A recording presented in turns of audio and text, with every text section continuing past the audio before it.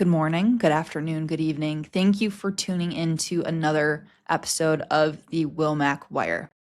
If you've listened to this podcast before, you've probably heard the contact center and customer experience thought leaders that we've spoken to. Most of them have a similar theme and that they never intended or expected on getting into this industry and being in the contact center space. It wasn't what they thought they were going to be when they grow up. Today's guest is the opposite. Tom Laird, CEO of Expedia Interaction Marketing Group and Auto QA.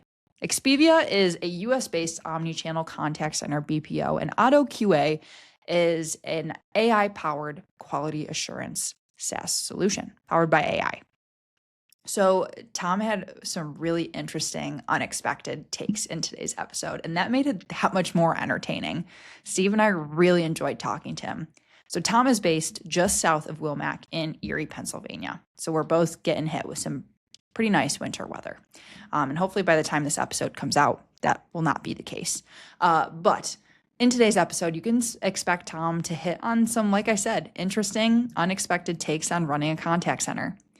Tom is a huge NICE advocate. If you follow him on LinkedIn, which if you don't, I highly recommend you do, he posts videos quite often about the intricacies of the NICE CX1 product and what it looks like from a contact center leader utilizing him and his team utilizing it every day. So I have a bit of a sequence of an order of operations, if you will, for you today. One, listen to this episode. You'll get along great with Tom, I'm sure. Two, check out what Tom's got going on. Check out his organizations, Expedia and Auto QA, and listen to his podcast, Advice from a Call Center Geek, which hopefully we'll get to have Steve on very soon. And trust me, you'll enjoy it. It'll be really insightful, very down to earth. And like I said, unexpected. So thank you to Tom for joining us on the Wilmac Wire. Thank you to our listeners for tuning in. And enjoy today's episode. Welcome to the Wilmac Wire.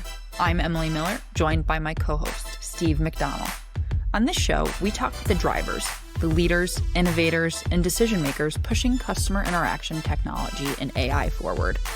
And because we're proud to call Western New York home, we also spotlight the drivers in our own community, the people and organizations shaping growth and innovation right here. Let's get into it. All right, thanks for joining us today on the Wilmac Wire. We'll get things started by introducing our guests. So joining us from just south of us in Rochester, New York, in the Erie-Meadville area of Pennsylvania, with 25 plus years of experience working in the call center industry, reflected in recognitions like ICMI Top 25 Contact Center and CX Thought Leader for 4 years in a row, and a top CX influencer to follow. Serving as a trusted advisor to our partner NICE through the NICE CX1 Executive Advisory Board and NICE CX1 Omnichannel Board, among others. Founder and CEO of Expedia Interaction Marketing Group, a US-based omnichannel contact center BPO headquartered in Erie. CEO of Auto QA, an AI-driven quality assurance platform focused on modernizing contact center QA workflows. A great person to follow on LinkedIn who just recently passed 15,000 followers. So congrats. Nice. And last but not least, welcome to the Wilmac Wire, Tom Laird. Thanks for joining us. Thanks. I mean, that's a heck of an intro. Probably should shorten that thing, but no, very, very cool. I'm happy to be here. Thank you guys for having me. And yeah, I'm excited for the conversation. Yeah, I was going to say, every time I start it, and I'm like, okay, yeah, this will be good. And then it keeps going, and I'm like, every person we talk to is impressive. So I'm like, I got to figure out when to wrap it up at some point. All right, yeah, Tom, thanks for joining us today. We're going to start things off with a couple lighthearted prompts in a section we like to call this or that. So I'm going to pose you two options, and you can choose which is your preference. So first one is a little bit more call center industry related. Would you rather be out on the floor with the agents or behind the scenes planning? Oh, I'm an out on the floor, and I hate the work from home. Like I know it is what it is, and we got to deal with it. But again, I don't know a lot of the newer people like I did before. And I was a high fiver, and you can hear it, and there's energy, and we would always be playing games, and you'd hire for kind of that type of culture of that type of person. So yeah. I still come into the office. There's 4 people in here now. Everybody's work from home. It kind of stinks, but Yeah, I do miss the on the floor rah high five kind of experience. Yeah. So Expedia is then hybrid, you could say. Yeah, I mean, we still have like 25,000 square feet. So if anybody's looking for onshore, on-prem, I got space. But yeah, pretty much everyone. Now we have a couple very small customers that our financial services that we have in-house. But the core team there's really only four of us from a management standpoint here. Everybody else from management is work from home, and then really all the agents are all work from home. Not to interrupt you or this or that, but a quick question on that, Tom. Yes. Do you feel like it's more difficult for like a entry level or a new person in the industry to be able to train and they don't get the water cooler touch, they don't get that energy? Is it tougher to get people going than it used to be when everyone was right there? We still do hire from, about a 45, not all, but I would say 95% of our employees are in maybe a 30 to 40 mile radius around Erie. Okay. We still try to do all of our training in-house. So again, they'll come for maybe a week or two. At least we got to meet everybody. We struggled with it at first. Like it was literally COVID hit. I remember we're watching Rudy Gobert in the NBA get COVID. And that was kind of the, oh my gosh moment where, this thing's for real. And now we have to kind of really move. And NICE was awesome, right? With the integrated soft phones, which was literally kind of new because we were using kind of the license deal, which was kind of a pain in the rear. So we literally in probably 48, 72 hours, like no sleep. I remember going to buy boxes at Lowe's, right, to load up computers because we weren't ready for any of that. And then, but to your point, Steve, to figure out how to do that properly then, right, to not even the onboarding, but like how do you manage, how do you motivate, how do you keep the same type of culture going? It was hard. I think we've done a pretty good job with it. But it took us a while. We were not good at the beginning. And I still fight back on some things. But again, you can't really fight with what's going on. Yeah. It's happening and the hybrid's happening. It is interesting. Tom's like the third or fourth person that has brought this up in our podcast in the past like month. And for whatever reason, all our guests are like, want to be in the office, love the office. Yeah, I think I have my ADD kicks in. Like if I'm at home, I'm doing other stuff. Oh my gosh, like ESPN's on. Let me check that out real quick. Yeah. Like at least if I'm here, I'm kind of locked in at my desk, and I feel better about myself at the end of the day, I guess. Yeah, that's fair. That's fair. And good question, Steve. I like the tangent. Feel free whenever to interrupt, but. Okay, next one, Tom, a day out on Lake Erie or a quiet day at home? Oh, I'm a Lake Erie. Yeah? Here's the thing about Erie is we get a bad rap. Like I know Rochester probably does too, right? But the amazing thing about Erie is, again, if you don't use the lake, then I agree. There's not a lot of, not that there's not a lot of things going on, but the lake just is, when you're out there, you feel like you could be in the middle of the ocean. Right. And it's an amazing, Erie's amazing in the summer. Winter, just like Rochester, can be a little brutal, but it's really cool. There's a lot of fun stuff to do. And thank God they're finally building out our waterfront where you can go have a beer and you can watch the sunset. You can get on your boat or, do whatever you want to do. It's all kind of down there now. So yeah, it's kind of happening now. So it's much nicer than, when I was growing up in the 80s and you had like the shingle plant in Hammermill Paper Factory, just on the bayfront throwing stuff into the lake. But they've done a really good job of cleaning it up and making it kind of a little bit of a destination. Very nice. Yeah. Okay. And the last one, Customer Contact Week, so CCW, or the ICMI Contact Center Expo? You're going to get me in trouble. Yeah. My answer is none of the above. Yeah. And I've had a LinkedIn beef with both of those centers. I'm not an ICMI top 25 person anymore. I think because of it. I just think we need to have places to go where people can learn about what's going on, not have to pay $6,000-$7,000 to show up to go. And then when they get there, all that they're really doing is getting sold by vendors. There's not a real, and people, I go back and forth, there's not a real place where you can go and get better, right? Where people can learn. If you're speaking, you're paid to speak, right? So you're slinging when you're there. I've always wanted to do my own type of conference, a smaller, like Advice from a Call Center Geek show, where it's just the only people who are speaking are supervisors and call center managers and maybe IT guys that like, hey, we're doing this stuff really, really cool. The user conferences, the NICEs, the Genesis, the 5 9s, they used to be like that. And I think they're moving to just kind of sales conferences as well. So I have huge issues with kind of how the industry does their conferences and what the meaning of them are supposed to be. And just the expense of them is just insane. So that's kind of my take on those. I'd rather go to smaller shows than, I mean, some of those booths now are just like, even to sponsor is so ridiculously insane that you have to be just a huge big tech company. And I think it leaves a lot of people out. I'm not bitter at all. It's not me left out at all. Have you ever thought seriously about doing something? Yeah. I mean, we have thought about, I mean, Erie would be difficult just because it's harder to get in with, the amount of flights that we have per day here. But, honestly, a Rochester, a Pittsburgh, a Cleveland, I think that there could be something there where you have, a couple hundred people and you charge $200 so that you can pay for things. Now you're going to still need some upfront money. That's always been the drawback. But even doing things virtually, we could do that pretty easily, but I think I would love to do something someday where it is just if you want to be a vendor and you want to be there, that's fine. But the people who are speaking are people that are going to add value to everybody that's there. And I just don't see that overall. I'm sure there's some presentations that are good, but it's gone that way of real sales and real high and real big tech in those places.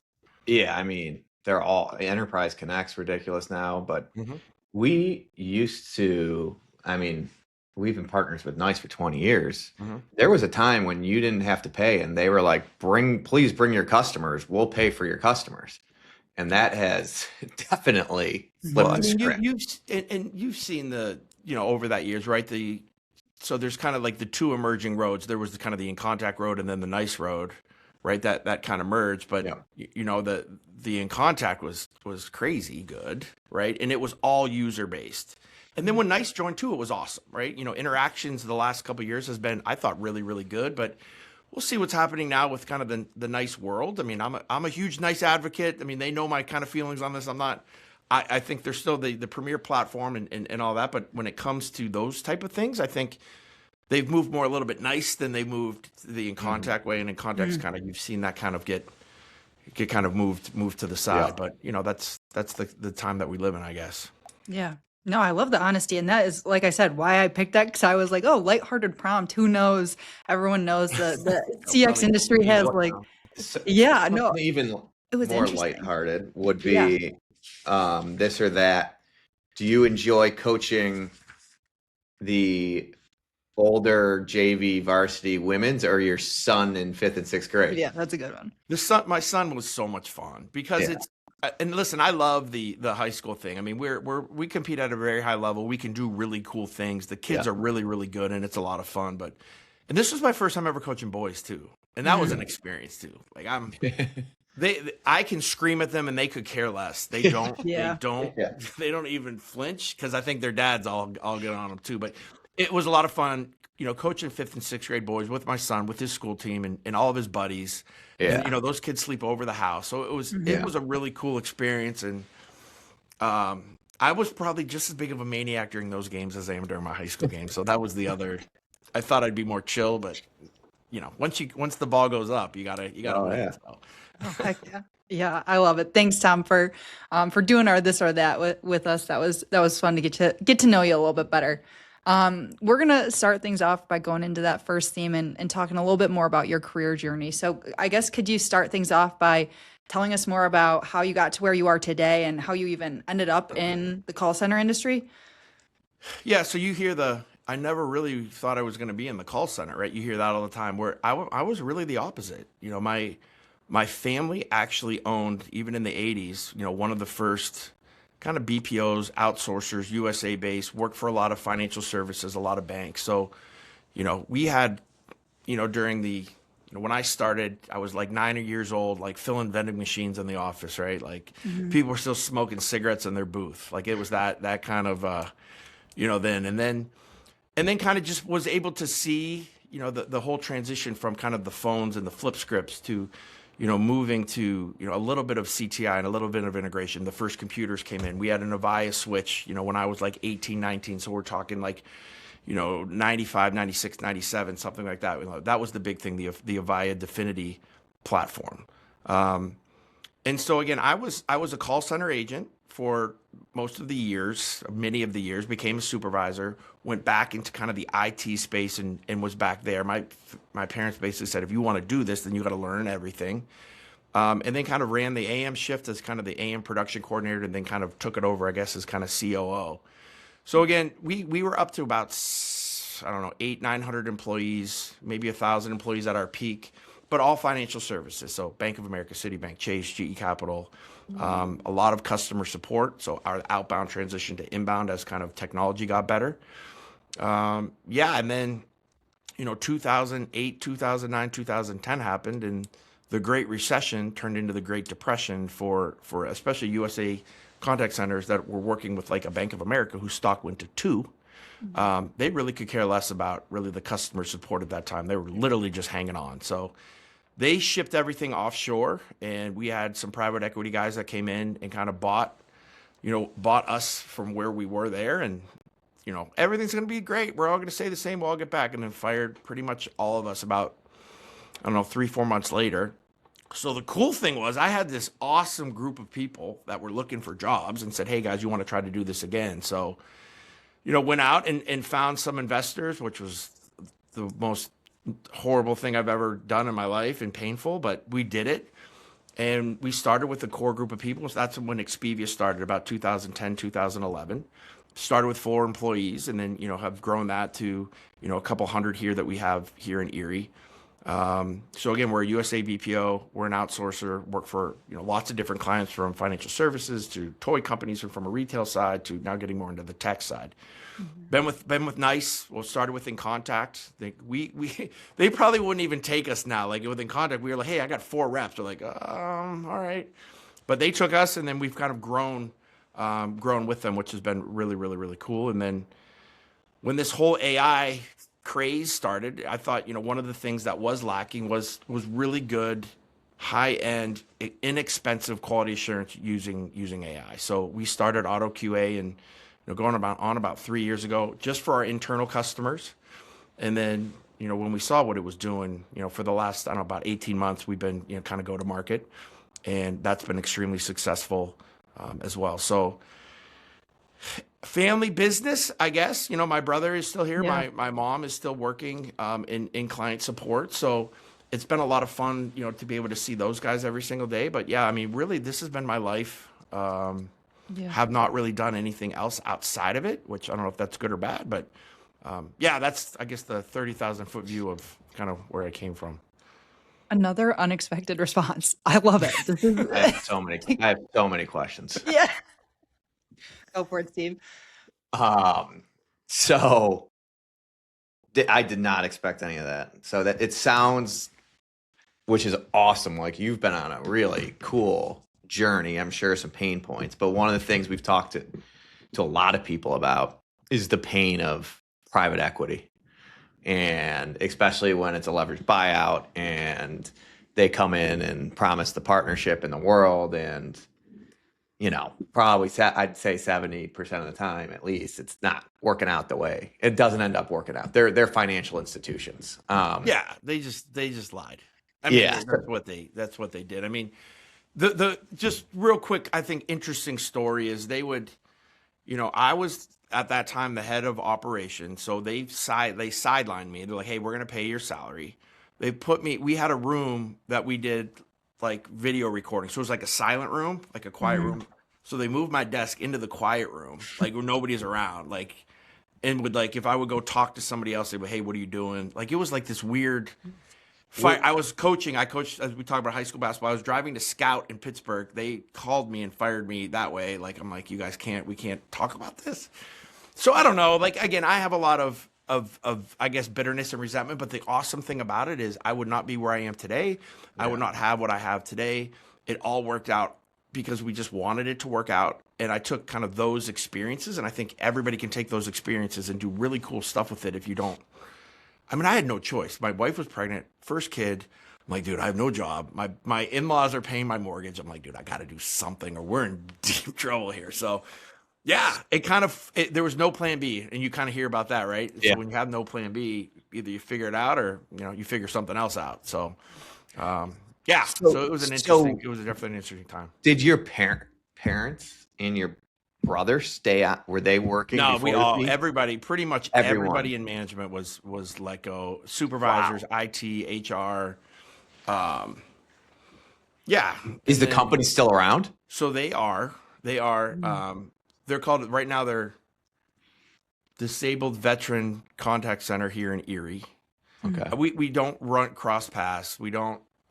We've just kind of, I think, because there's still a lot of people who worked for us that were there, and that was part of I think a little bit of the rift too. But we've kind of left each other alone again, even with people and all that. We might kind of flip flop some people, but I think it's all like everybody's like, all right, can we not do it?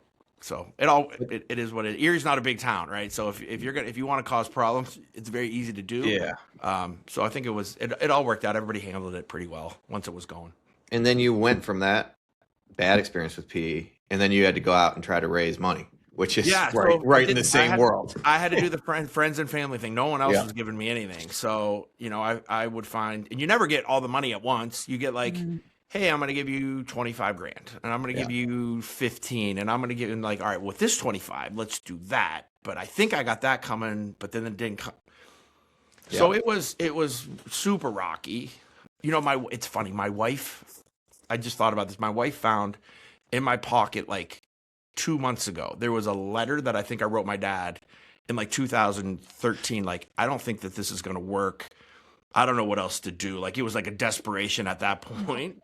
And I don't know why it was in my pocket, like a coat pocket or something, or an old sport jacket. And she read it thinking it was now. She's like, we have a problem. I'm like, no, wait, whoa, no, we're good. We're okay. I'm like, I'm not saying we're moving to Miami, but we're okay. She thought it was now. I'm like, look at the date on that carrot. She's like, oh, yeah, all right. I'm like, yeah. That's funny. I'm like, thanks. That's kind of cool. So I kept that. Now I have that it's taped under my desk. So. Oh my gosh. And then my other question, which I think I just realized reading this, you're probably going to get to, but no, go for it. How you've been running this BPO, you ran BPOs your entire life, have been in that world, and then like I think a lot of people are doing today, you're like, well, I see an immediate need that I know I have customers who need it. So let's build some software and then roll it out to the general market. How was the process of productizing it and building it out? Did you have to outsource it? Did you bring people in? Like, how did that? Because we have similar paths with that, and it's always interesting to talk to people who've been through it. And again, so let me just start this off. I love NICE. Like, I think their product is the best in the market. We utilize pretty much every single piece of it. The one thing that I thought that we could do a little bit better, because I don't think they're just focused. You can't focus on everything. Was QA, and it was still very in the industry. It was still very analytic and keyword driven. They would call it AI, but it really wasn't. So again, when we tried and we saw what we could do with it. It really was just an internal value add for our customers. Like, hey guys, look at this is what we offer. We're giving it to you for free, but we're going to score 100% of your calls. We're going to give you Net Promoter and CSAT prediction scores. The auto summarization, you don't need to pay for. And when we saw that, we're like, so we have not a huge staff here of IT, but I got dudes that really like what they're doing. And I got guys that, it's Sunday at 5:00 and they're like, hey, can you go to your computer, check this out? Right. So there's no hours for them. Like, they're just working on, I think, things that they think are really cool. The other thing is, we brought them involved from an equity stake. So they're involved with auto from that standpoint. But no, everything we've done has been internal. Everything that we've wanted to build out Now we're starting to listen to customers more because we have enough for improvements. But everything we did, we're like, dude, I want to do that in our center. I want that. That supervisor wants that. That would be cool. And literally, we just built this thing for us. And anything that we thought would be awesome and cool. And I think that's the difference when you build something like that you love and that you're using compared to like a big tech company that's just building software for an industry or for like, there's not the nuanced detail that you can really get into. And I think that's a moat for us. That's a little differentiator for us. And, when I go on a demo, I can speak their language. I'm not speaking tech. Right. I'm speaking, hey, I know you got a 16-to-1 ratio and I know compliance is a real issue. So, we can kind of go into here. But no, everything was done in-house. We looked at some offshoring and all, but these guys, they're pretty protective of their baby. Yep. So the only thing about if we brought more staff to help, they would do it. But it's amazing what they have built with such a small team and such a cool product. How do you figure out how to split your time between the two? I probably spend too much time on auto QA right now than I do Expedia. It's exciting.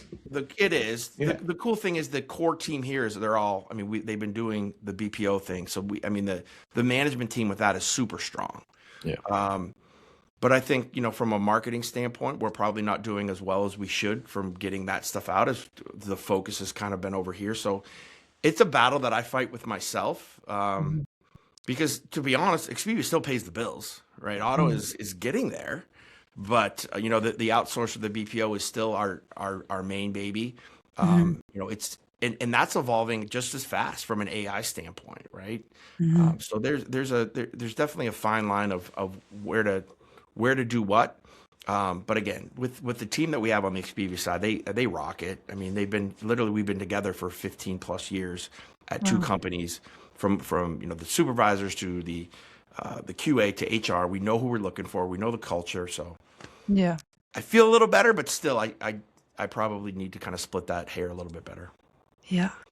Jeez, I don't even know where to go from there. That was so interesting to start things off. So thanks for sharing more about that background, Tom. Like I said, when you were talking about kind of how you got into it and when you started it off, I was like, we could have clipped that and put it in every other contact center person and podcast that we've had, every other recording we've had. So I'm going to dig a little bit more into kind of that NICE relationship that you talked about. So you're very active in the CX ecosystem. You're a strong advocate of NICE, which you just called out. You serve on 2 different boards with them that are executive advisory boards. Like, what has driven that involvement and point of view over time? Like you said, you started working within Contact and it became that. But can you expand on that a little bit further? Yeah, I mean, this is kind of, I don't know why with you guys, it sounded like a truth serum that's coming out of me. But initially, so this is probably 2015, just in Contact, no NICE at that time. And I was complaining about, I don't know, our contract, I don't even remember. And I think at that point, and Contact wasn't huge, right? So we were they saw us as an up and coming customer when they saw, starting for 4 seats, we're probably at 150 at that point, continuing to grow. So I think to appease me at that time, which they didn't realize what they were doing, they put me on it was called ICVC, which I forget what that stands for, but it was basically their customer board for NICE or for In Contact. Gotcha. And with that, I met a lot of people, and I think I was able to add a ton of value because, again, as you can see, I'm not very quiet. I try to be as transparent as I can, and I think I helped them a lot, and they helped us. We had a really great relationship, and then as the NICE relationship merged, those people were great too, and I've seen the evolution of even the boards, right? Because there was NUG, right, the NICE user group, and then that's kind of now merging on the contact center side. Now NUG still exists, and that's more user based, where the executive board is more kind of driven by the NICE executive. So the amazing thing is, I'm just this small dude, in the scheme of things. I think I'm very vocal on social media. I think that probably helps. But I mean, this board is awesome. I mean, it's Disney, it's Carnival Cruises, it's Sony, it's all of these, Charles Schwab, all of these major companies. And I think it's still cool that NICE says, what we have to look at, even that SMB market, because I'm way SMB compared to Disney, right? And to listen to kind of everybody, because there's still a core, their core customer base is still in contact customers, right? And most of those are in that, less than 500 seat, type environment. So, the boards have been, I think, a win-win for me from a marketing standpoint to be able to talk through. We've been able to play with their technologies first, which is awesome, to be kind of test sites. So that is something that I'm so glad that we got into. And again, I think hopefully I've been able to add as much value to them as they to us. But it's a really good company, a really good group, and they bailed us out of some tough times, and we've kind of been able to, I think, help them out when a customer maybe was leaving, and hey, Tom, can you please talk to this guy, and 100% and save some of that. So we've had a real non-vendor type relationship, and I think a real partnership. And I don't think you can really say that even as NICE has been growing and getting bigger. All right. Yeah, I love that. Thanks for sharing. We've talked a lot with community members out at the board, so it's really interesting about board involvement. So it's interesting to hear it from more of that call center perspective. But also, so staying on that same vein with NICE. So Scott Russell, he's been in the CEO role now at NICE for about a year. From your perspective, what strategic shifts or priorities has he made that have stood out to you? I think the speed of things, right? I think that's number one. Number two is he's been able to fix fractured relationships that have been there for a long time, right? There's been a fracture with ServiceNow. There's been a fracture with Salesforce. There's been issues where, the two companies weren't even speaking to each other. And it was really, we were a customer of both, right? I have a lot of Salesforce licenses that we have on CX1. And they would push us to they're going to fix it. No, they fix it. Right. So I think that was a huge thing to have those integrations tight and to have that relationship rebuilt is a huge thing. The other thing is we are seeing, you're seeing a lot of investment into the AI space. I asked, when I was at Interactions, is NICE now are they a CCaaS company or are they an AI company? And to be honest, they really couldn't answer that, but they wanted to say we're an AI company now, right? With the Cognigy purchase, with those type of things rolling out. I love it personally just because I have Big Brother behind me, right? That I have every tool, right? So if a customer wants Agent Assist, they want Copilot, they want, auto summarization, we have QA, right? All of that stuff. And I think, with the ability of Scott and what they've done with making integrations easier, making not just their platform siloed, right? But being able to kind of go out into grab data from all these other sources and making it, guys, it's okay to do that, right? You don't have to use just our stuff. That was a big shift in kind of, what we've seen, and we'll see what happens. I mean, I was boys with all those guys at in Contact that became NICE, the Paul Herbans of the world, who was kind of their chief customer officer.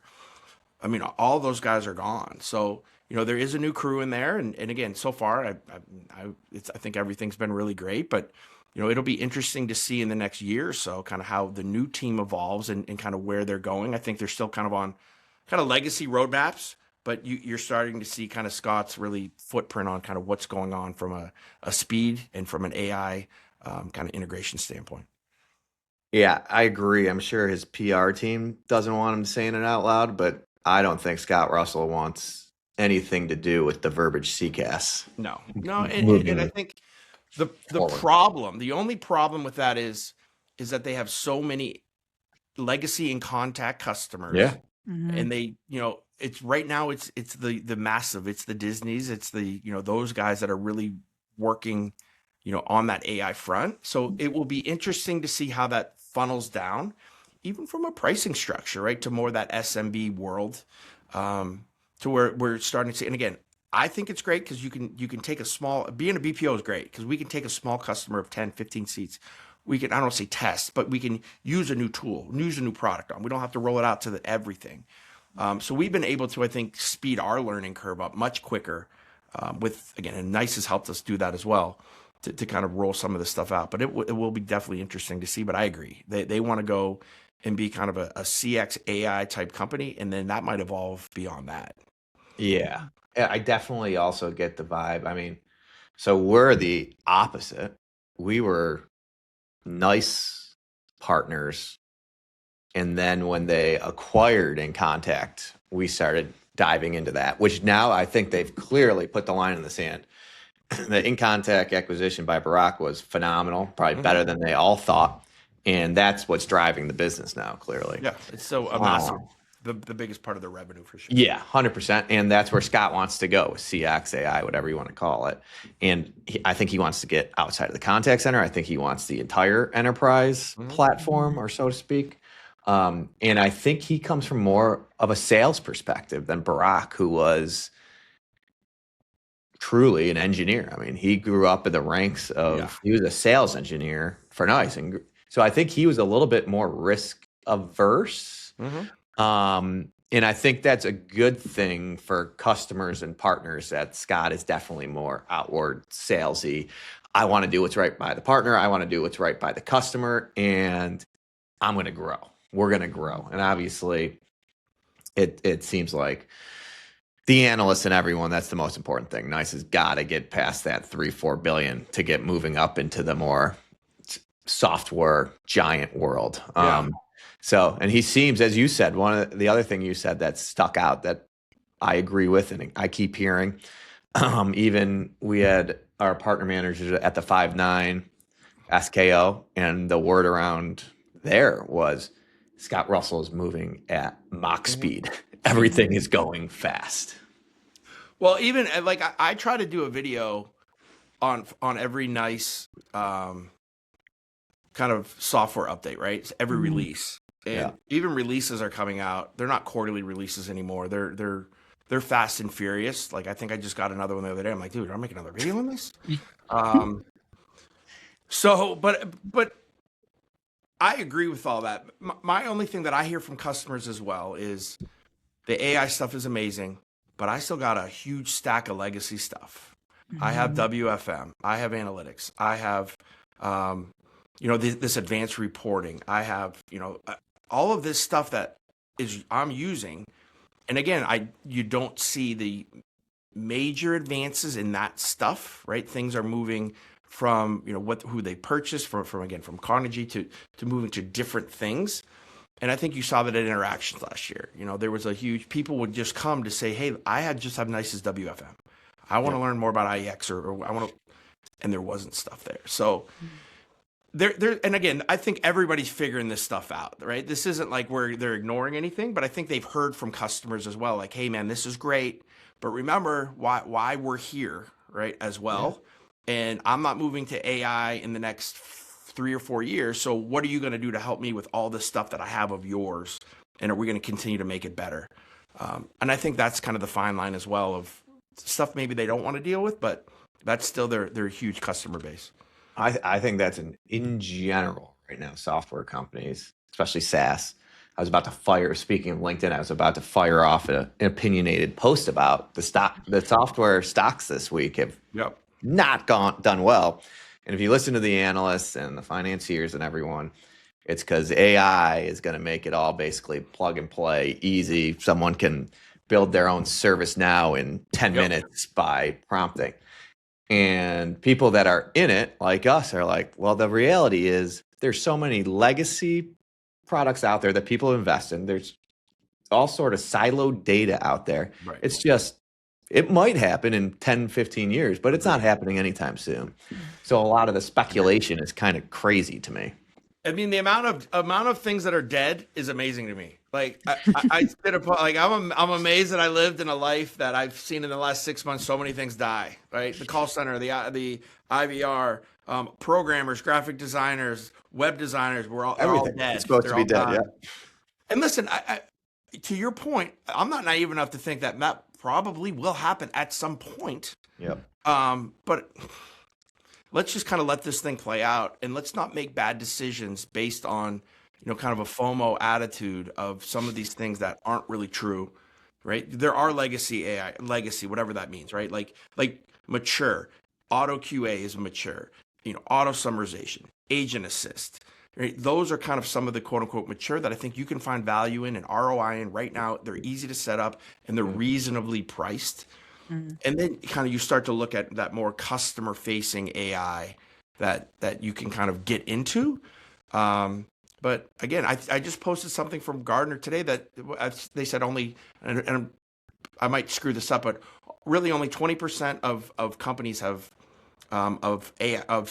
customer service and kind of call centers have actually reduced headcount, and they said by 2027 most of those jobs will be back. I believe that. Yeah.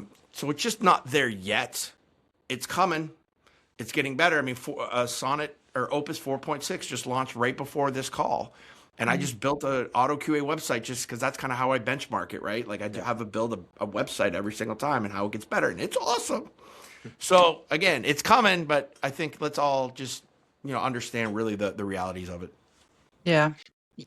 Go ahead, Steve. And before you dive into, I know you have some questions as AI is leading right into this. Yeah. But I wanted to ask Tom, just on the general, do you follow, clearly we're very close with NICE, like NICE as well, but do you follow and we just said that they didn't want to use the term CCaaS, but do you follow the general landscape of the CCaaS kind of ecosystem with NICE's competitors? I do a lot of kind of referral work and consulting work as well. So, I demo everything all the time.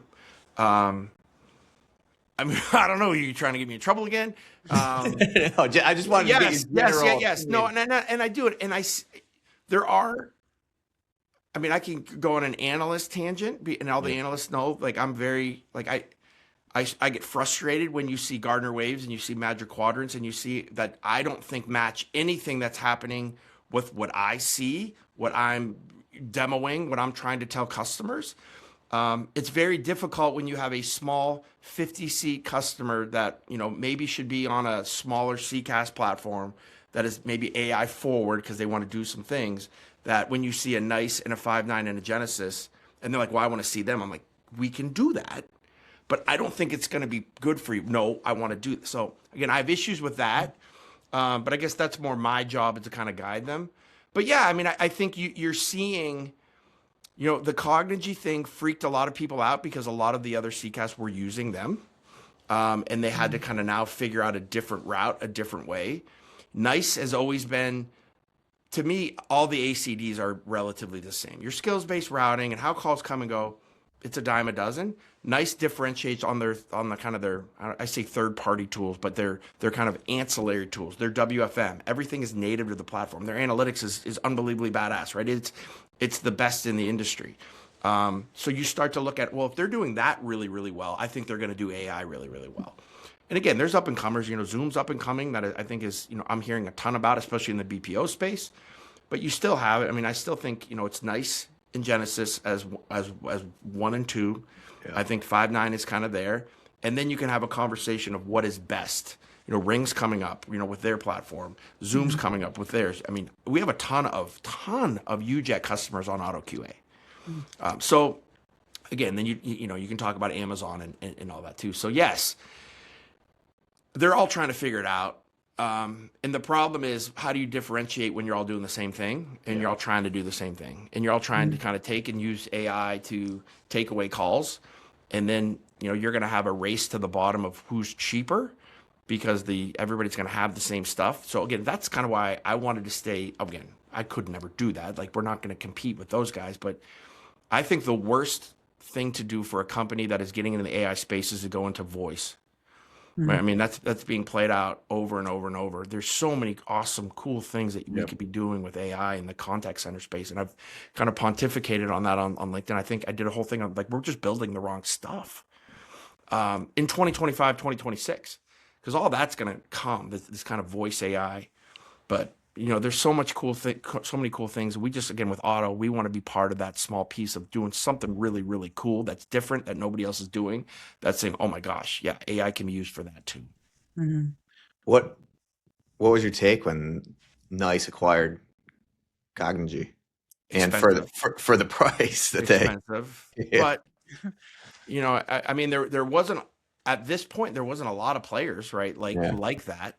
And I think it's not like they don't have the money, right? They've done a really good job with saving up for, and I think that's one of Scott's deals too, right? Is, what can we go out and purchase? How can we stay ahead of everybody? How can we make sure that they're chasing us constantly? And to be honest, people will disagree with this, but overall, I think NICE has done an unbelievably good job of kind of bringing these other companies under their platform and making it relatively seamless. Now, the first kind of maybe iterations of that are a little bit rough, but I think they're good at that. It's a strength of theirs. So I mean, and that's not really easy to do. So I think once they're starting to get a little momentum with that as well, to be able to quickly integrate into their platform and make it relatively seamless under the hood. I'm excited. I mean, the LiveVox dialer, like they have the best dialer in the world. They purchased them. I know it's kind of out, but it's not fully out. Like that's going to be awesome because the Proactive X, the dialer that NICE has, and they admit it, it's not great. But so they went and they fixed that. They purchased somebody who has the best dialer, and I think you're going to continue to kind of see that. And it's going to be a struggle for other companies to exist, other than if you're an Amazon, or if you're going to kind of just then start to maybe merge some of these companies together as well to go compete, which is probably what's going to happen at Five9, right? When they hire a kind of a private equity guy, as their CEO to kind of look to go, who else are we going to go buy, purchase to go compete with NICE? I mean, I've said it a few times. I have no idea why they haven't done it already, or if they're just figuring it out. But I would imagine Tom Bravo has their eye on Five9 Right.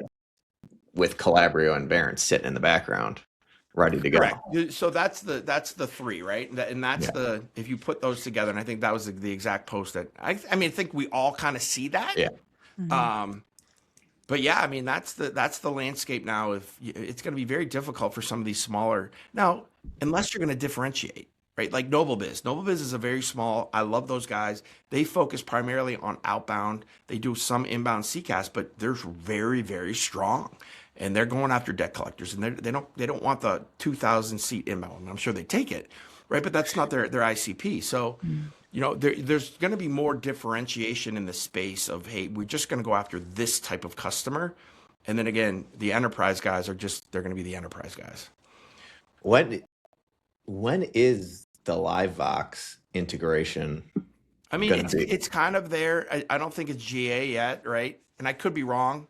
It's not, I don't think it's GA yet. It's not as the last release, but I've seen it demoed. So it's there. I don't just think they're ready fully yet, but that I think honestly that's huge. And when people realize how good it is, now we'll see I'll see how much they charge for it. But they were always awesome. Like, and again, I think that was a good decision for them too. They tried to get into the CCaaS space. Like, dude, we're not good at this, right? So can you just come buy us? Because we do have the best, I think, dialer in the world. So, yeah, it's interesting. I love it. All for the tangent, Steve. I'm the organized person, but I expect this out of you. All right. I know we're coming up a little bit on time, but Tom, before we wrap things up, I wanted to ask, so in hindsight, obviously you've integrated quite a bit of AI type technologies into your center, into Expedia. You've seen it too through kind of your network. Like in hindsight, what do you think was a big lesson learned for you that for you going through it and experiencing it that you'll take into kind of those next steps, those iterations of AI as it keeps coming in? I knew it, but didn't push data and understanding data enough on customers that wanted to do cool things early. Right. So we very early, so 2 years ago ish, even probably a year and a half ago, we pushed projects that we probably shouldn't have because the customer wasn't ready, but they were just so gung ho with it that we tried to make it work. Like, so we won't even attempt to do that now until you kind of, we'll walk you through it and try to help you with a kind of a template. But, again, we talked about kind of siloed data and being able to integrate with different platforms that infrastructure needs to be built out. Just it's kind of like when you're painting and you hate to tape, right? But if you don't tape, the thing looks terrible. And really you have to do all of that work ahead of time and be really, really good with it. And anybody who tells you like, hey, just give us 100 of your calls, we'll create all your flows for you, like just run. Because again, we've seen that. We've tried to do some of those types of things. So it's not easy, but it's awesome. I think that's the thing. And the other thing is I'm learning or have to teach other customers, it's not inexpensive. Everybody thinks AI is just going to be, crazy cheap. The integrations are crazy. If you look at what people are paying for, a level, an observe, any of those type of things, even a Amelia and Amelia, right? It's massive. Your ROI is like 72 years down the road, right? So you really have to think through kind of what the use case is, and will that ROI be there? And that's why, again, I think, and not to do a little sales pitch, but kind of the start with the legacy kind of tools, like automate your entire QA. The technology is there. You don't need anyone in QA anymore, right? Have them go be coaches. Have them go back on the floor. Have them supervise, right? There's instant ROI in kind of some of those spaces. So again, put your toe in and then build from there. But if you're going to go, you're a 500 seat center and you want to go all AI, you better have your ducks in a row before you go, or trust the person that you're working, because a lot of people will take your money, but they're not going to deliver. Right. Awesome. All right. Thanks, Tom. Steve, you have any other questions for Tom before we wrap up? No, I feel like we could go for another hour here, to be honest. But I know you're strict with normally the 35, 40 minute. We're well past that. So thanks, Tom. This was man. You guys, this was a lot of fun. Good questions. And it's I think, again, being honest with this stuff is kind of the best medicine so everybody can really see what's happening. So I appreciate what you guys are doing here. And Steve, I got to get you on the Advice from a Call Center Geek as well. I was about to say. Love it. All right, Tom, is there any initiatives or programs at Expedia or AutoQA that you want to share with our listeners before we wrap? Yeah, I mean, I would love if you check out the AutoQA, try.autoqa.com. We're not just fully scoring your QA. I mean, we're doing Net Promoter and CSAT prediction scores. We allow you to build avatars of actual customers to redo the calls that your customers failed. We're trying to do really cool stuff with AI. So check that out, or just search for Thomas Laird on LinkedIn if you want to kind of hook up there too. Yeah, love it. Thanks for sharing, Tom. And again, appreciate your honesty and transparency joining us on the podcast today. Like Steve said, it was a lot of fun. I learned a lot, and like I said, a lot of unexpected twists and turns that I am here for. I'm here for it. And I'm okay with going over because it was such a great conversation. So like Tom called out, you can find him on LinkedIn under Thomas Laird. You can find Expedia Interaction Marketing Group's website at expediausa.com. AutoQA's website is autoqa.com. And check out Tom's podcast, Advice from a Call Center Geek. We'll definitely have to get Steve on there as a guest, Tom. So thanks again for joining us. It was a pleasure. Thanks, guys. Appreciate it. Thanks, Tom. Appreciate it. It's awesome. Thank you for listening to the Wilmac Wire. If you like today's conversation, make sure to subscribe wherever you get your podcasts, or watch full episodes on our YouTube channel. You can also learn more about Wilmac Technologies and our work in customer interaction technology at wilmactech.com. We'll be back soon with more conversations with the drivers, those shaping our industry and those building right here in Western New York. See you next time.